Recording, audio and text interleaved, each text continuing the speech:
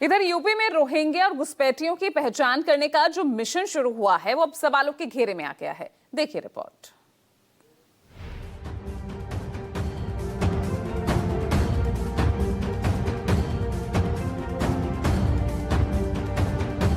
अवैध बांग्लादेशियों और रोहिंग्यास को बाहर निकालने के लिए उत्तर प्रदेश के मुख्यमंत्री योगी आदित्यनाथ के निर्देश के बाद बड़ा अभियान चलाया जा रहा है। अवैध तो इतने सालों से नहीं थी, मगर आप बोल रहे हैं कि अवैध है तो इसे हटा दिया।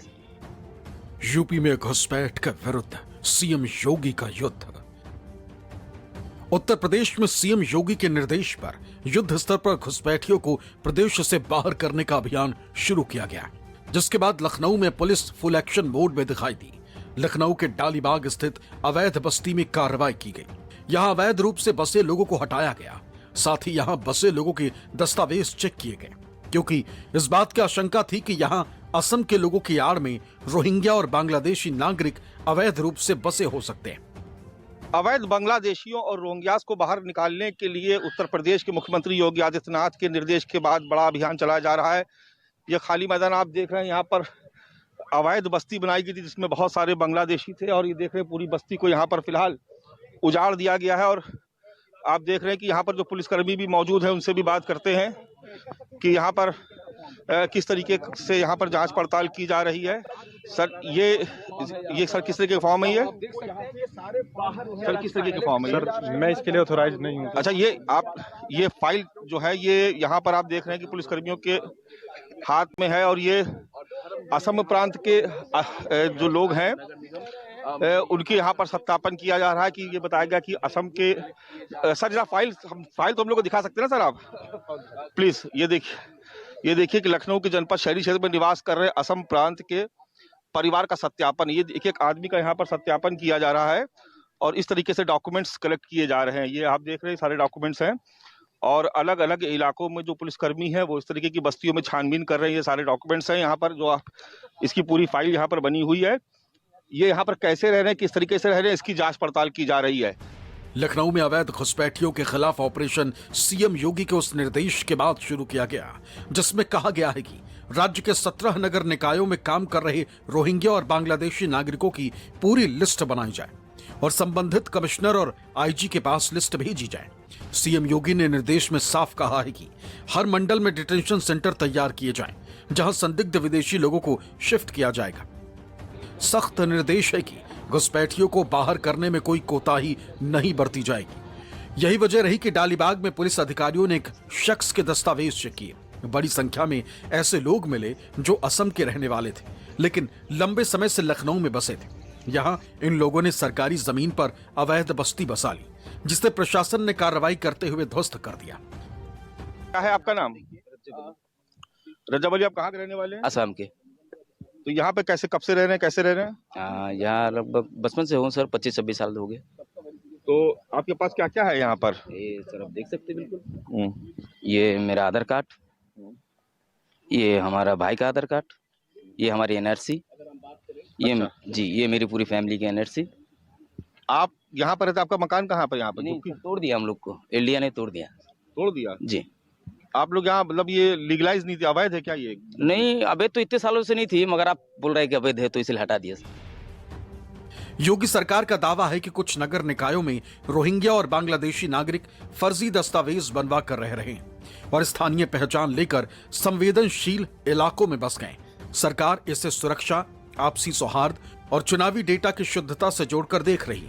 निर्देश के मुताबिक घुसपैठियों की लिस्ट तैयार की जाएगी, फिर इन विदेशी नागरिकों को डिटेंशन सेंटर में शिफ्ट किया जाएगा।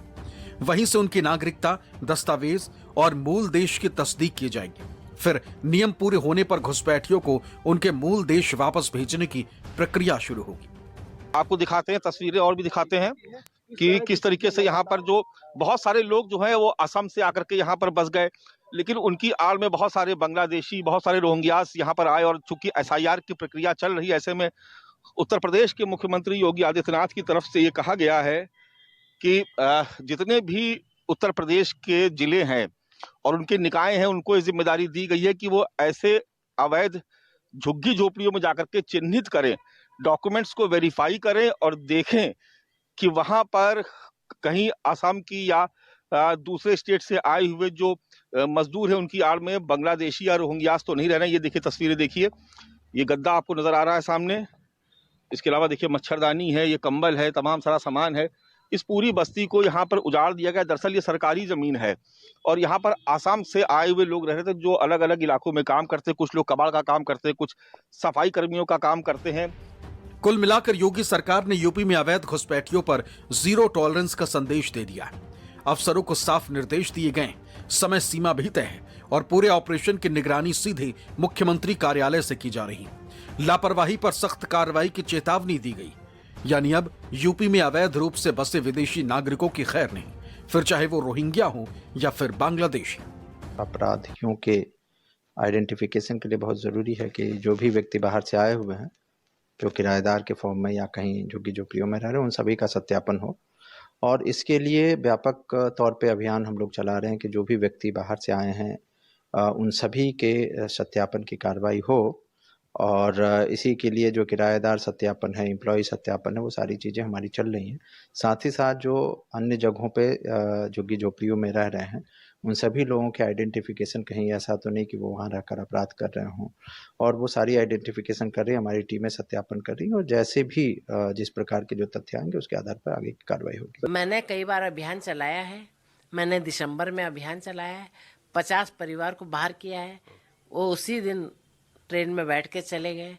उसके बाद 18 नवंबर को फिर अभियान चलाया। नगर निगम को भी मैंने नगर आयुक्त को कह दिया है कि आप जांच करिए, कार्यदायी संस्था में जो लोग हैं इनको सबको बाहर करिए। मैं तो कहती हूँ डिटेंशन सेंटर में क्यों पालें इनको बिठाओ ट्रेन में और बाहर करो। SIR जो चल रहा है आप देखिएगा, मैं कह रही हूँ कि पूरे प्रदेश में कम से कम 1 करोड़ के आसपास मेरा अंदाजा है सब बाहर होंगे।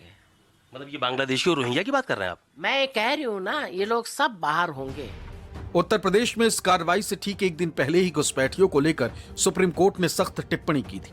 सुप्रीम कोर्ट ने कहा था कि उत्तर भारत की सीमा अत्यंत संवेदनशील है। सभी को पता है कि देश में क्या स्थिति है। क्या घुसपैठियों के लिए रेड कारपेट बिछा दें? सुरंग बनाकर घुसे अब खाना शिक्षा का अधिकार मांग रहे हैं।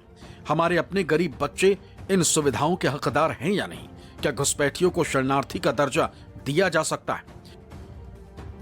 घुसपैठियों पर शिकंजा कसने की कार्रवाई ऐसे समय शुरू की गई है जब राज्य में SIR प्रक्रिया चल रही है। इस प्रक्रिया का मकसद वोटर लिस्ट का शुद्धिकरण है और ऐसे वोटर्स को बाहर करना है जो हैं तो विदेशी लेकिन फर्जी दस्तावेजों पर वोटर का अधिकार पा चुके हैं। अशोक तिवारी के साथ मानस श्रीवास्तव, लखनऊ, न्यूज़ 24।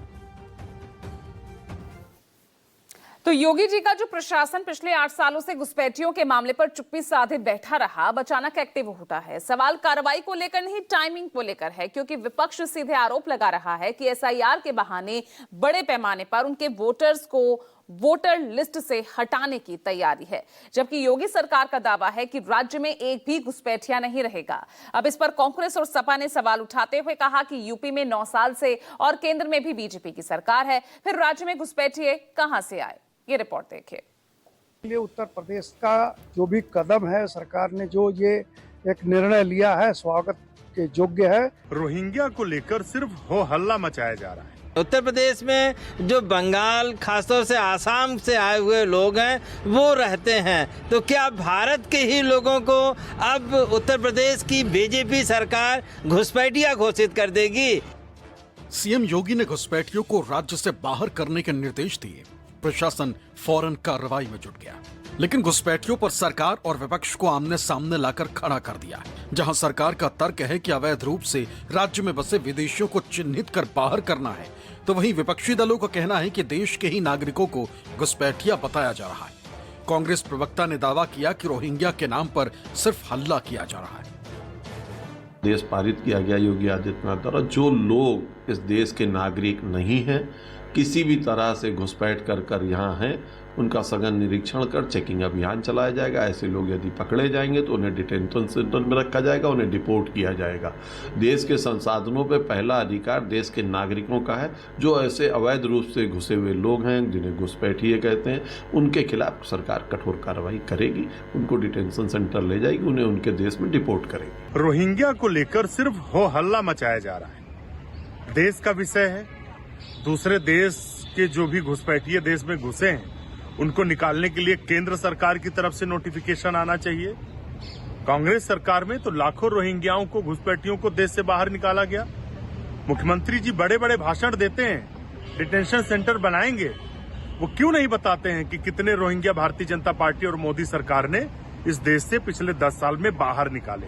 घुसपैठियों की जो समस्या इस देश में है उसमें 3 केंद्रीय गृह मंत्रालय, 3 मंत्रालय का महत्वपूर्ण रोल है। केंद्रीय गृह मंत्रालय, रक्षा मंत्रालय और विदेश मंत्रालय। कोई नीति बने पहले से, अगर मोदी सरकार बता देती है इस कॉलोनी में सारे घुसपैठिए हैं, तो ये केवल समाज को बांटने का षड्यंत्र है। इलीगल माइग्रेंट्स का कोई समर्थन नहीं करता, लेकिन ये राजनीति करने का विषय नहीं है। समाज को बांटने, एक दूसरे के खिलाफ भड़काने के लिए अगर इन गंभीर मुद्दों का प्रयोग होगा तो लोकतंत्र में इससे ज्यादा आपत्तिजनक कुछ नहीं हो सकता। देश के संसाधनों पर पहला अधिकार देश के नागरिकों का होना चाहिए, इसमें कोई संदेह नहीं। लेकिन समाजवादी पार्टी ने सवाल किया कि जब केंद्र और राज्य में बीजेपी की सरकार है तो फिर घुसपैठिए यूपी तक पहुंचे कैसे रोहिंग्या और बांग्लादेशी नागरिकों के दस्तावेज बन गए। सपा के आधिकारिक एक्स हैंडल से एक पोस्ट किया गया जिसमें बीजेपी पर ही आरोप लगाए गए। पोस्ट में लिखा है कि 2017 से यूपी में बीजेपी की सरकार है, 9 साल लगभग हो चुके हैं। इन 9 सालों में अब तक इस बीजेपी सरकार को घुसपैठिए नहीं दिखे, बांग्लादेशी नहीं दिखे। दरअसल घुसपैठ कराने और नकली कागज बनवाने वाले ये लोग भाजपाई खुद हैं। जब बेरोजगारी, महंगाई, शिक्षा, स्वास्थ्य और आरक्षण इत्यादि मुद्दों पर बीजेपी की सत्ता घिर चुकी है और जनता सवाल पूछ रही है तो कागज मांगे जा रहे हैं। ये आधार कार्ड नकली बने तो बने कैसे, ये बड़ा सवाल है। इन नकली आधार कार्ड के पीछे भी भाजपाई और भाजपा के द्वारा शासित अधिकारी हैं। इनकी पकड़ धकड़ कब होगी? सपा प्रवक्ता का तो आरोप यहां तक है कि असम के लोगों को ही घुसपैठिया बताया जा रहा।